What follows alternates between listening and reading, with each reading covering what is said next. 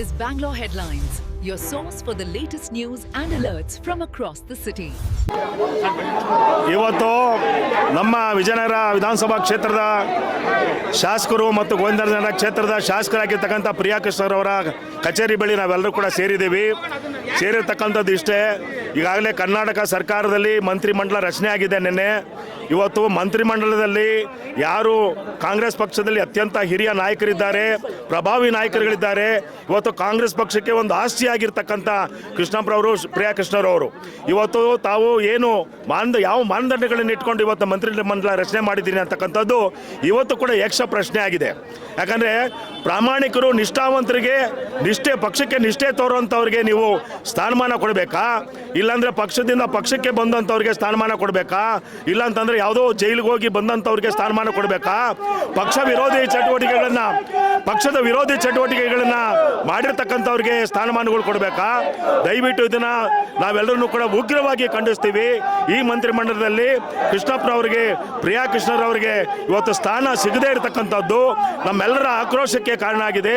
ಹಾಗಾಗಿ ಇದು ನ್ಯಾಯ ಸಿಗೋ ತನಕನೂ ಕೂಡ ನಾವು ಹೋರಾಟವನ್ನು ಮಾಡ್ತಾ ಇದ್ದೀವಿ.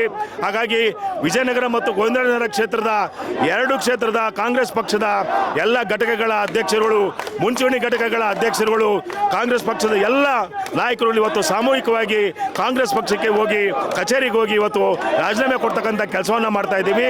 ಹಾಗಾಗಿ ಇವತ್ತೆಲ್ಲ ಪಕ್ಷಕ್ಕೆ ಯಾವುದೇ ಕಾರ್ಯಕ್ರಮ ಇದ್ರು, ಭಾರತ್ ಜೋಡೋ ಕಾರ್ಯಕ್ರಮ ಇರ್ಬೋದು, ಬಳ್ಳಾರಿ ಪಾದಯಾತ್ರೆ ಇರ್ಬೋದು, ಮೇಕೆದಾಟು ಯೋಜನೆ ಇರ್ಬೋದು, ವೋಟ್ ಸಾರಿ ಕಾರ್ಯಕ್ರಮ ಇರ್ಬೋದು, ಯಾವುದೇ ಪಕ್ಷದ ಕಾರ್ಯಕ್ರಮಗಳು ಕೊಟ್ಟಾಗೂ ಕೂಡ ಜವಾಬ್ದಾರಿಯಿಂದ ತನು ಮನ ಧನವನ್ನು ಅರ್ಪಿಸಿ ಈ ಕಾರ್ಯಕ್ರಮಕ್ಕೆ ಅವರು ಕೈ ಜೋಡಿಸಿದ್ದಾರೆ. ಇಂಥ ನಾಯಕರುಗಳಿಗೆ ತಾವು ಅವಕಾಶ ಕೊಡದಲ್ಲೇ ಇನ್ಯಾರಿಗೆ ನೀವು ಅವಕಾಶ ಕೊಡ್ತೀರಿ, ಇನ್ಯಾವ ಮಾನದಂಡದ ಮೇಲೆ ಅವಕಾಶ ಕೊಡ್ತೀರಿ ಅಂತಕ್ಕಂಥದ್ದು ನಮ್ಮೆಲ್ಲರ ಪ್ರಶ್ನೆ ಆಗಿದೆ. ಹಾಗಾಗಿ ನಮ್ಮ ಹೋರಾಟ ನಿರಂತರವಾಗಿರ್ತದೆ. ನ್ಯಾಯ ಸಿಗಬೇಕು, ಕಾಂಗ್ರೆಸ್ ಪಕ್ಷ ಉಳಿಬೇಕು ಅಂತಂದರೆ ಇಂಥ ನಾಯಕರುಗಳಿಗೆ ಒಳ್ಳೆ ಸ್ಥಾನಮಾನಗಳು ಸಿಗಬೇಕು. ಇಲ್ದಿದ್ರೆ ಪಕ್ಷಕ್ಕೆ ದೊಡ್ಡ ನಷ್ಟ ಆಗೋದ್ರೊಳಗೆ ಯಾವುದೇ ರೀತಿ ಅನುಮಾನ ಇಲ್ಲ. ಮತ್ತು ಮುಂದಿನ ದಿನಗಳಲ್ಲಿ ಭಾರಿ ಬೆಲೆ ತತ್ತಬೇಕಾಗ್ತದೆ ಅಂತಕ್ಕಂಥದ್ದನ್ನು ಈ ಸಂದರ್ಭದಲ್ಲಿ ಹೇಳೋದಕ್ಕೆ ಇಚ್ಛಪಡ್ತೀವಿ. ಒಂದು ಸೀಟ್ ಗೆಲ್ಲೋದೇ ಬೆಂಗಳೂರು ನಗರದಲ್ಲಿ ಒಂದು ಸೀಟ್ ಗೆಲ್ಲೋದೇ ಪ್ರಯಾಸ ಈ ಕಾಲದಲ್ಲಿ ಅಲ್ವೇ? ಒಂದು ಮನೆಯಲ್ಲಿ ಇಬ್ಬರು ಗೆದ್ದಿದ್ದಾರೆ, ಅವರಿಗೆ ನೀವು ಈ ಥರ ಮೋಸ ಮಾಡ್ತಿರಲ್ಲ. ಏನು ನಿಮ್ಮ ಜಿದ್ದೇನು ನಿಮ್ದಾಗರೆ? ಏನಕ್ಕೋಸ್ಕರ ಈ ಥರ ಮಾಡ್ತಾ ಇದ್ದೀರಾ? ಇದು ಒಳ್ಳೆತನ ಅಲ್ಲ. ಇದು DK ಶಿವಕುಮಾರ್ ನಾನು ನೇರವಾಗಿ ಹೇಳ್ತೀನಿ, ನೀವು ಉದ್ದೇಶಪೂರ್ವಕ ಮಾಡ್ತಾ ಇದ್ದೀರಾ. ನೀವು ಇದು ಒಳ್ಳೇದಲ್ಲ. ಇದು ಇಂಥ ವ್ಯಕ್ತಿ ಸಿಗ್ತಾರೆ ಏನ್ರಿ ತಿರ್ಗ ನಿಮಗೆ? ಇಂಥ ವ್ಯಕ್ತಿ ಎಷ್ಟು ಜನಕ್ಕೆ ಸಹಾಯ ಮಾಡಿದ್ದಾರೆ, ಎಷ್ಟು ಜನಕ್ಕೆ ಉದ್ಧಾರ ಮಾಡಿದ್ದಾರೆ, ಇಂಥವ್ರಿಗೆ ನೀವು ಮೋಸ ಮಾಡ್ತಿರಲ್ಲ. ನೀವು ನಿಮ್ಮ ಸರ್ಕಾರ ಉಳಿಯುತ್ತಾ? ನೀನೇನು 200 ವರ್ಷ ಬದುಕ್ತೀರೇನ್ರಿ ನೀವು? ಸ್ವಲ್ಪ ನೋಡಿ ನಾವು ಇದು ಮಾಡ್ಬೇಕು ಇವ್ರೆ. ಇದು ಒಳ್ಳೆತನ ಅಲ್ಲ. ಇದು ಕೃಷ್ಣಪ್ಪನವ್ರು ಏನು ಬೇಕು ಅಂತ ತಲೆ ಕೆರೆ ಕೈ ಕಟ್ಟಿ ನಿಂತ್ಕೊಳ್ಳೋ ಅಲ್ಲ ವ್ಯಕ್ತಿ ಅಲ್ಲ ಅವರು. ಅವ್ರಿಗೆ ಇಂಥದ್ದು ಬೇಕಾಗೂ ಇಲ್ಲ. ಅವ್ರು ಹಿಂಗೆ ಇದು ಮಾಡ್ತಾರೆ. ಆದ್ರೆ ನಿಮ್ಮ ಗತಿಗಳು ಪಟ್ಟು ನೋಡ್ಕೊಡ್ರಿ, ಮುಂದೆ ಏನಾಗುತ್ತೆ ಅಂತ ನೋಡಿ ನೀವೇನೆ ಮಾತಾಡಪ್ಪ. ಆಗಲಿ ಎಲ್ಲದ್ರಲ್ಲೂ ಮೇಲ್ಗೈ ಸಾಧಿಸ್ಕೊಂಡ್ ಬಂದಿದ್ದಾರೆ. ಯಾವಾಗೂ ಮೇಲ್ಗೈ ಸಾಧಿಸ್ಕೊಂಡೇ ಕೊಟ್ಟಿದ್ದಾರೆ. ಕಾಂಗ್ರೆಸ್ ಪಕ್ಷಕ್ಕೆ ಲೀಡಿಂಗ್ ಅಲ್ಲೇ ಬಂದವರು ಯಜಮಾನ್ರು ಯಾವತ್ತೂ ಅವ್ರಿಗೆ ಅವರು ಯಾವತ್ತೇ ಆಗಲಿ ಪಕ್ಷ ಬಿಟ್ಟು ಪಕ್ಷಕ್ಕೆ ಹೋದವರಲ್ಲ. ಅವರು ಈ ಪಕ್ಷದಿಂದ ಇನ್ನೊಂದು ಪಕ್ಷದಿಂದ ಮತ್ತೊಂದು ಪಕ್ಷಕ್ಕೆ ಹೋದವರಲ್ಲ. ಅವರು ಒಂದೇ ಪಕ್ಷದಲ್ಲಿ ಸ್ಥಿರವಾಗಿ ನಿಂತ್ಕೊಂಡು ಸತತವಾಗಿ ಗೆಲ್ಕೊಂಡು ಲೀಡಿಂಗ್ ಮಾಡ್ಕೊಂಡು ಕೊಡ್ಕೊಂಡ್ಬರ್ತಾರೆ. ನಮ್ಮ ಪ್ರಿಯಾ ಕೃಷ್ಣ ಸಾರು ಅಷ್ಟೇನೆ, ಅವ್ರು ಯಾವತ್ತೂ ಯಾರಿಗೂ ಏನು ಇದು ಮಾಡಿಲ್ಲ. ಎಲ್ಲ ಇವಾಗ ಹೋಗಿ ವಿಜಯಪುರ ಬಡಾವಣೆ ನೋಡ್ಕೊಂಡ್ ಬನ್ನಿ, ಎಷ್ಟು ಅಭಿವೃದ್ಧಿ ಮಾಡಿದ್ದಾರೆ, ಎಷ್ಟು ಇದು ಮಾಡಿದ್ದಾರೆ. ಎಲ್ಲ ಜನಗಳನ್ನ ನೋಡ್ಕೊಂಡು ಕೇಳ್ಕೊಂಡು ಬನ್ನಿ. ಯಾಕೆ ಅಂದರೆ ಅವರು ಪ್ರತಿಯೊಬ್ಬರಿಗೂ ಅನ್ನದಾನಿ ಥರ ಇದ್ದಂಗೆ. ಮನೆಗೆ ಬಂದವ್ರಿಗೆ ಯಾವತ್ತೂ ಬರೀ ಕೈಲಿ ಕಳಿಸ್ತವ್ರಲ್ಲ. ಅವರು ಎಲ್ಲರಿಗೂ ಸಹಾಯ ಮಾಡೋ ವ್ಯಕ್ತಿತ್ವ ಅವ್ರದ್ದು, ಸಹಾಯ ಮಾಡೋ ಗುಣ ಅವ್ರದ್ದು. ಇಂಥ ವ್ಯಕ್ತಿ ಕೊಡ್ತೀರಾ, ಇನ್ಯಾರು ಕೊಡ್ತೀರಾ ಸರ್ ನೀವು? ಎರಡೆರಡು ಸರಿ ಮಾಡೋರು ಕೊಡ್ತೀರಾ ಸರ್ ನೀವು? ಏನು ಸರ್ ಮಾಡೋರು? ನಮ್ಮ ಸಾಹೇಬ್ರು ಕೊಡ್ಬೇಕು ನೀವು. ನಮ್ಮ ಪ್ರಿಯಕೃಷ್ಣ ಸಾಹೇಬ್ರು ಕೊಡ್ಲೇಬೇಕು ನೀವು. ಈಗ ಕೊಡ್ಲಿಲ್ಲ ಅಂದ್ರೆ ನಾವು ಉಗ್ರ ಹೋರಾಟ ಮಾಡೇ ಮಾಡ್ತೀವಿ. ನಾವು ಬಿಡಲ್ಲ, ನಾವು ಹೋರಾಟ ಮಾಡೇ ಮಾಡ್ತೀವಿ. ನನ್ನ ಹೆಸರು ಪಟೇಲ್ ಗೋಪಾಲ್ ಕೃಷ್ಣ ಅಂತೇಳಿ ಶ್ರೀ ಗಾಳಿ ಆಂಜನೇಯ ಸ್ವಾಮಿ ವರ್ಲ್ಡ್ನ ಉಪಾಧ್ಯಕ್ಷನಾಗಿದ್ದೀನಿ. ಅಧ್ಯಕ್ಷರು ಇಲ್ಲೇ ಇದ್ದಾರೆ, ಬಾಪ ನೀನು ಇದ್ದಾರೆ. ಈಗ ನಾವೇನು ಹೇಳ್ತೀವಿ ಅಂದರೆ, ಇವತ್ತಿನ ದಿನ ನಾವು ಗಾಂಧೀಜಿಯವ್ರು ನೆನೆಸ್ಕೊಬೇಕಾಗಿದೆ. ಇವತ್ತಿನ ದಿನ ಗಾಂಧೀಜಿಯವ್ರು ನೆನೆಸ್ಕೊಬೇಕಾಗಿದೆ. ಕಾರಣ ಯಾಕೆ ಅಂದರೆ, ನ್ಯಾಯ ನೀತಿ ಧರ್ಮಕ್ಕೆ ಹೋರಾಡೋರಿಗೆ ಇಲ್ಲಿ ನ್ಯಾಯನೇ ಸಿಗ್ತಾ ಇಲ್ಲ, ಧರ್ಮನೇ ಸಿಗ್ತಾ ಇಲ್ಲ. ನಾವು ಯಾರನ್ನು ಕೇಳಬೇಕು, ಯಾರ ಹತ್ರ ಹೋಗಬೇಕು? ಹೈಕಮಾಂಡ್ ಅವರು ಹಾಗೂ ನಮ್ಮ ಮುಖ್ಯಮಂತ್ರಿಗಳು ಕಂಡಿಗೆ ಬಟ್ಟೆ ಕಟ್ಕೊಂಡು ಕುಂತಿದ್ದಾರಾ? ಯಾವ ಥರ ಸೀಟ್ ಹಚ್ಚಿದ್ದಾರೆ? ಇಂಥ ವ್ಯಕ್ತಿನ ನಾವು ಇಡೀ ಕರ್ನಾಟಕದಲ್ಲಿ ಎಂ ಕೃಷ್ಣಪ್ಪನವರು ಹಾಗೂ ನಮ್ಮ ಪ್ರಿಯಾ ಕೃಷ್ಣವ್ರಂಥ MLAಗಳೇ ಸಿಗೋದಿಲ್ಲ ಇವತ್ತು. ಅಷ್ಟು ಉತ್ತಮವಾದಂಥ ಜನ, ಅಷ್ಟು ಉತ್ತಮವಾದಂಥ ಲೀಡ್ರು, ಅಷ್ಟು ಉತ್ತಮವಾದಂಥ ಯಾವುದೇ ಜಾತಿ ಭೇದ ಆಗಲಿ ಮತ್ತೊಂದಾಗಲಿ ಏನೂ ಇಲ್ಲ ಅವ್ರ ಹತ್ರ. ಎಲ್ಲರಿಗೂ ಒಂದೇ ಥರ ಕೊಡ್ತಾರೆ. ಯಾವ ಸಣ್ಣ ಕಾರ್ಯಕರ್ತನಿಂದ ಹಿಡಿದು ಮುಖ್ಯಮಂತ್ರಿವರೆಗೂ ಒಂದೇ ಬೆಲೆ ಕೊಡ್ತಾ ಇದ್ದಾರೆ ಇವತ್ತು ಅವರು. ಇಂಥ ವ್ಯಕ್ತಿಗಳಿಗೆ ನೀವು ಕೊಡಲಿಲ್ಲ ಅಂತ ಹೇಳಿದ್ರೆ ಮತ್ತಿನ್ನು ಯಾಕೆ ಬೇಕು? ಇನ್ನು ಯಾರನ್ನು ಕೇಳಬೇಕು ನಾವು? ಸಂಬಳ ಅವ್ರಿಗೆ ಸರ್ಕಾರದಿಂದ ಬರ್ತಕ್ಕಂಥ MLAಗಳಿಗೆ ಬರ್ತಕ್ಕಂಥ ಸಂಬಳನೂ ಸಹ ಜನಸೇವೆ ಕೊಡ್ತಾ ಇದ್ದಾರೆ, ಜಯದೇವ್ ಕೊಡ್ತಾ ಇದ್ದಾರೆ. ಇಷ್ಟೆಲ್ಲ ಮಾಡೋರಿಗೆ ನೀವು ಕೊಡದೆ ಇಂಥವ್ರನ್ನ ನೀವು ಗಮನಿಸದೆ ಇನ್ಯಾರನ್ನು ಗಮನಿಸ್ತೀರಿ ನೀವು? ನಮ್ಮ ಬಂದು ನೋಡಿ, ಗೋವಿಂದರಾಜನಗರ ವಿಜಯನಗರ ಕ್ಷೇತ್ರ ಬಂದು ನೋಡಿ ಅಭಿವೃದ್ಧಿ ಹೇಗಾಗ್ತಿದೆ ಅಂತ.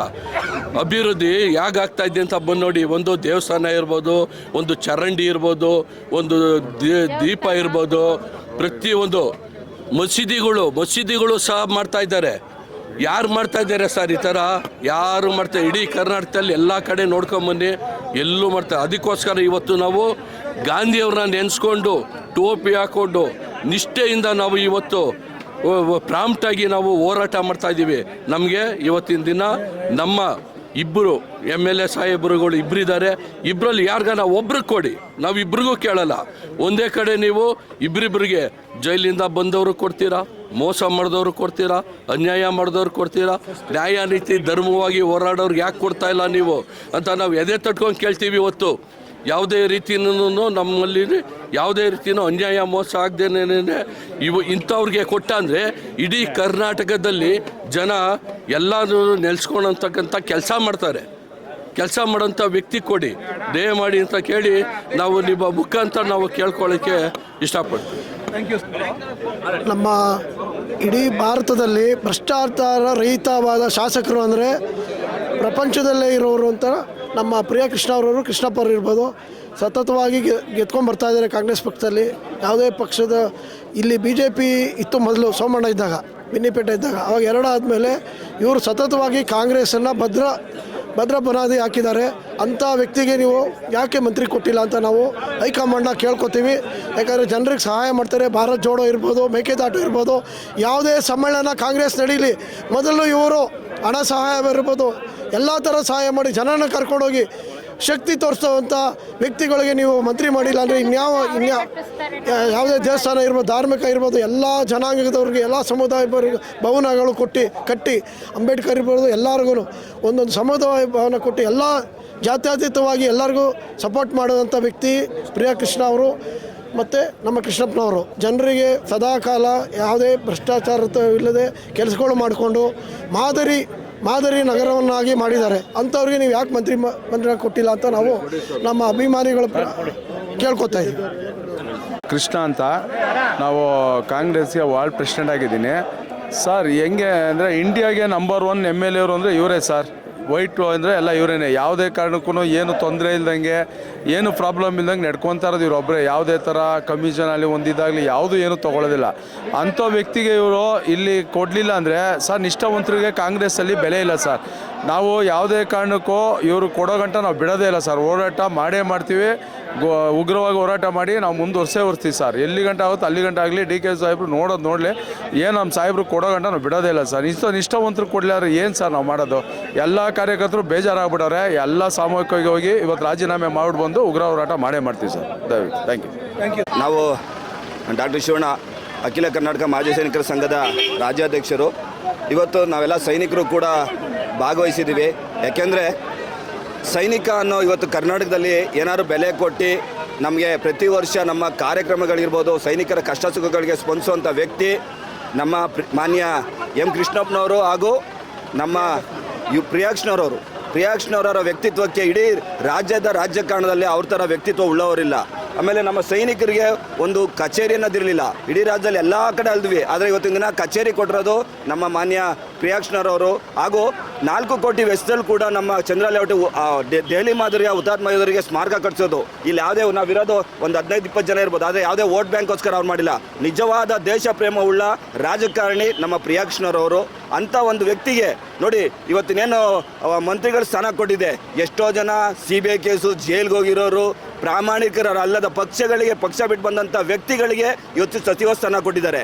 ಆದರೆ ಇಷ್ಟು ವರ್ಷಗಳಿಂದ ಪ್ರಾಮಾಣಿಕವಾಗಿ ಸೇವೆ ಸಲ್ಲಿಸಿದ ಪಕ್ಷಗಳಿಗೆ ದುಡಿದಂಥ ವ್ಯಕ್ತಿ ನಾವು ಯಾವುದೇ ಬೇರೆ ಬೇರೆ ರಾಜ್ಯಗಳ ಎಲೆಕ್ಷನಲ್ಲಿರ್ಬೋದು ನಮ್ಮ ಪ್ರಿಯಾಕ್ಷಣರು ಹೋಗಿ ಅಲ್ಲಿ ಯಾವುದೇ ಜವಾಬ್ದಾರಿ ತಗೊಂಡು ಕಾರ್ಯನಿರ್ವಹಿಸಿದ ವ್ಯಕ್ತಿ ಹಾಗೂ ಯಾವುದೇ ರಾಜಕಾರಣಿಗೆ ಸರಿಸಮಾನದ ವ್ಯಕ್ತಿತ್ವ ಉಳ್ಳ ಇವರಂತ ಪ್ರಿಯಾಕ್ಷಣರ ವ್ಯಕ್ತಿತ್ವ ಯಾರಿಗಿದೆ ಅಂತ ತೋರಿಸಿ ನಾನು ಇದೊಂದು ಸವಾಲು ಕೂಡ ಆಗ್ತಾ ಇದ್ದೀನಿ. ಯಾಕೆಂದರೆ ಒಬ್ಬ ಸೈನಿಕನಾಗಿ ಅವ್ರು ಸುಮಾರು ವರ್ಷದಿಂದ ನಾನು ನೋಡ್ತಾ ಇರೋದ್ರಿಂದ ಅವರ ವ್ಯಕ್ತಿತ್ವಕ್ಕೆ ಯಾರು ಶೂಟವರು ಇಂಥ ವ್ಯಕ್ತಿತ್ವಕ್ಕೆ ನೀವು ಒಂದು ಸಚಿವ ಸ್ಥಾನ ಕೊಡದಲ್ಲೇ ಇರೋಂಥವ್ರು ಒಂದು ರಾಜಕಾರಣದಲ್ಲೂ ರಾಜಕಾರಣ ಮಾಡೋವಂಥ ನಿಮ್ಮಂಥ ರಾಜಕಾರಣಿಗಳಿಗೆ ನನಗೆ ಏನು ಹೇಳಬೇಕು ನನಗೆ ಅರ್ಥ ಆಗ್ತಿಲ್ಲ.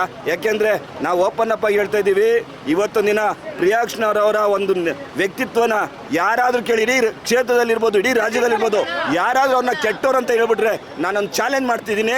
ಪ್ರಿಯಾಕ್ಷಣರವರ ವ್ಯಕ್ತಿತ್ವಕ್ಕೆ, ಅವರ ಕೆಲಸಕ್ಕೆ, ಅವರ ಕಾರ್ಯಗಳಿಗೆ, ಅವರ ಒಂದು ನಡೆನುಡಿಗೆ, ಅವರಂಥ ದೇಶ ಪ್ರೇಮ ಇರುವಂಥವ್ರಿಗೆ ಹಾಗೂ ರಾಜಕಾರಣಿಗಳಂಥ ವ್ಯಕ್ತಿತ್ವ ಉಳ್ಳವ್ರಿಗೆ ನೀವು ಸಚಿವ ಸ್ಥಾನ ಕೊಡ್ರಂತ ಇನ್ಯಾರಿಗೆ ಕೊಡ್ಬೋದು, ಇನ್ನು ಯಾರಿಗೆ ಏನು ಮಾಡ್ಬೋದು ನೀವು? ದಯವಿಟ್ಟು ಮಾನ್ಯ ಮುಖ್ಯಮಂತ್ರಿಗಳಿಗಿರ್ಬೋದು, ಮಾನ್ಯ ಹೈಕಮಾಂಡ್ ಅವ್ರಿಗಿರ್ಬೋದು ನಾನು ಮನವಿ ಮಾಡ್ಕೊಳ್ತೀನಿ, ನಮ್ಮ ಸೈನಿಕರ ಪರವಾಗಿ ನಾನು ಮನವಿ ಮಾಡ್ಕೊಳ್ತಾ ಇದ್ದೀನಿ. ದಯವಿಟ್ಟು ನೀವು ಪ್ರಿಯಾಕ್ಷಣರವ್ರಿರ್ಬೋದು, ಎಂ ಕೃಷ್ಣಪ್ಪ ಇಬ್ಬರಲ್ಲಿ ಒಬ್ಬರಿಗೆ ಖಂಡಿತವಾಗಿ ನೀವು ಸಚಿವ ಸ್ಥಾನ ಕೊಟ್ಟು ಗೌರವ ಕೊಡಬೇಕು ಅನ್ನೋದನ್ನ ನಾನು ಎಲ್ಲರೂ ನಮ್ಮ ಸೈನಿಕರ ಪರವಾಗಿ ಮನವಿ ಮಾಡ್ಕೊಳ್ತಾ ಇದ್ದೀನಿ. ಜೈ ಹಿಂದ್, ಜಯವಾಗಲಿ ಪ್ರಿಯಾಕ್ಷಣ ಅವ್ರಿಗೆ, बोलो भारत माता की, बोलो भारत माता की, बोलो भारत माता की. ಇವತ್ತೇನು ನಡೀತಾ ಇದೆ ಪ್ರತಿಭಟನೆ, ಎಂ ಕೃಷ್ಣಪ್ಪ ಸಾಹೇಬರು ಮತ್ತು ಪ್ರಿಯಾಕೃಷ್ಣ ಸಾಹೇಬರಲ್ಲಿ ಯಾರಿಗಾರು ಒಬ್ಬರು ಮಂತ್ರಿಗಿರಿ ಕೊಡಬೇಕು ಅಂತ ಕ್ಷೇತ್ರದ ಜನತೆಯ ಇಚ್ಛೆ ಆಗಿತ್ತು. ಅದು ಇವತ್ತು ನೆರವೇರಿಲ್ಲ. ಆದ ಕಾರಣ ಈ ಪ್ರತಿಭಟನೆ ಇವತ್ತೇನು ಶಾಂತ ರೀತಿಯಲ್ಲಿದೆ, ಇನ್ನು ಕೆಲವೇ ಗಂಟೆಗಳಲ್ಲಿ ಉಗ್ರ ಸ್ವರೂಪ ಪಡ್ಕೊಳ್ತಕ್ಕಂಥ ಎಲ್ಲ ಸಾಧ್ಯತೆ ಇದೆ. KPCC ಕಚೇರಿಗೆ ಈಗ ಕೆಲವೇ ಕ್ಷಣಗಳಲ್ಲಿ ಮುತ್ತಿಗೆ ಹಾಕ್ತೀವಿ. ಇದನ್ನು KPCCಗೆ ಸಂಬಂಧಪಟ್ಟವರು ಮುಖ್ಯಮಂತ್ರಿಗಳಿರ್ಬೋದು, ಅಧ್ಯಕ್ಷರಿರ್ಬೋದು, ಇದನ್ನು ಶಾಂತ ಸ್ವರೂಪದಲ್ಲಿ ಬಗೆಹರಿಸ್ತಲೇ ಇದ್ದರೆ ಉಗ್ರ ಸ್ವರೂಪ ಪಡ್ಕೊಂಡು ಇದರಿಂದ ಆಗ್ತಕ್ಕಂಥ ಅನಾಹುತಕ್ಕೆ ಕಾರಣರಾಗ್ತಾರೆ ಅಂತ ಈ ಸಂದರ್ಭದಲ್ಲಿ ಹೇಳೋಕ್ಕೆ ಇಚ್ಛೆ ಪಡ್ತಿದ್ದೀನಿ.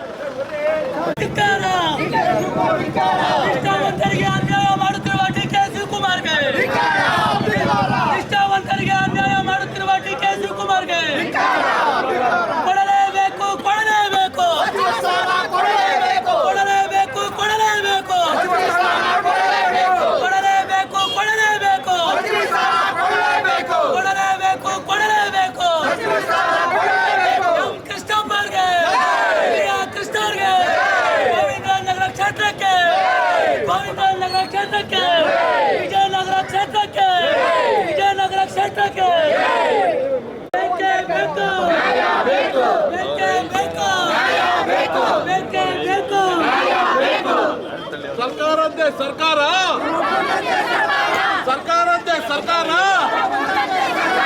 ರೀತಿಗೆಟ್ಟ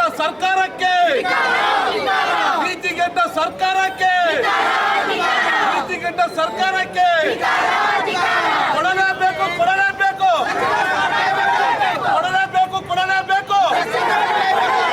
ಅಯ್ಯಯ್ಯೋ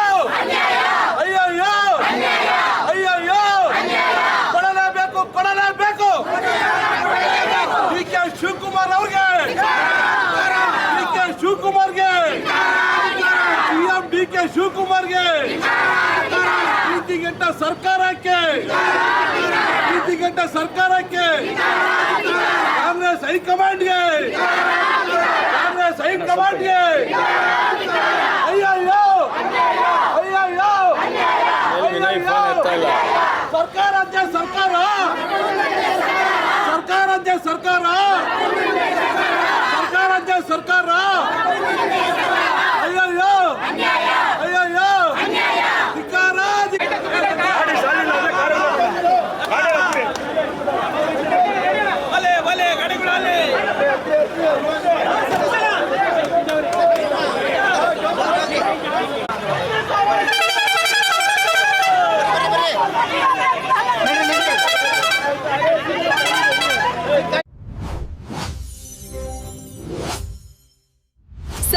channel for latest update.